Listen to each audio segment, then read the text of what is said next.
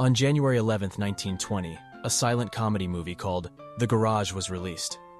The most significant thing about the movie wasn't the plot or the cinematography, but an advertisement. That's right. This was the first time someone used product placement in entertainment media. The movie featured an ad for Red Crown gasoline, and journalists lost their sh*T after seeing it. They criticized it heavily, like someone wrote in Harrison's journal. Exhibitors in Los Angeles might ask Mr. Arbuckle how much he received for advertising Red Crown gasoline, handled by almost every oil station in their city. The trademark of that product appears in numerous scenes on the portable gasoline pump. If he states it was an oversight, it would be well to caution him to avoid such oversights in the future. But to be honest, Arbuckle walked so others could run and earn more money. With the time, product placement became more and more common, and advertisers thought, why stop at just movies and TV shows if there's a more addictive medium out there? It all started in 1978, when video games had no graphics at all to showcase an image, but that didn't stop promotion. Adventureland was a text-based video game created by Scott Adams. Not this one, but this one. So Mr. Adams decided to advertise his upcoming game in his current game. Then the new generation of video games arrived, and we got the Nintendo Entertainment System, and it was the perfect time to advertise and make money. First came Tapper, a game where a bartender must serve Budweiser to customers. Yup, that's what this game was all about. 80's whole decade was about advertisement campaigns. Companies were getting creative to market their product in the most unique way possible, which is why you can find a lot of product placement in games from that era. 2D games enjoyed their time, but people wanted to go one step further, so Sony introduced the PlayStation 1 and a whole new era of video games, this time in 3D. And if you have played games from that era, I'm sure you have heard of Pepsi-Man. Basically, a superhero called Pepsi-Man runs around collecting Pepsi cans and occasionally hurting people in his journey. This game was low budget, but it was Subway Surfer before Subway Surfer.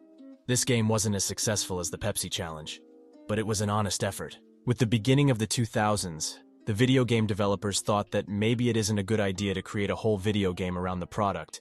So developers began to put ads more cleverly, like in the game Crazy Taxi, where you can find the Pizza Hut or Levi's.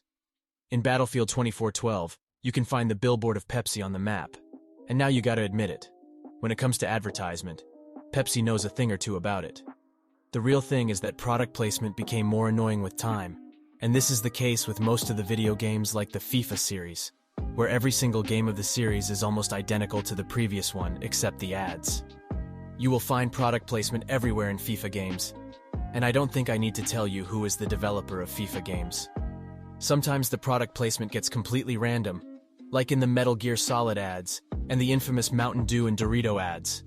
If you think this is big, then trust me, you need to learn about the state of mobile gaming, the most profitable niche in video games. There is so much money in mobile gaming that Konami completely stopped making its iconic console games.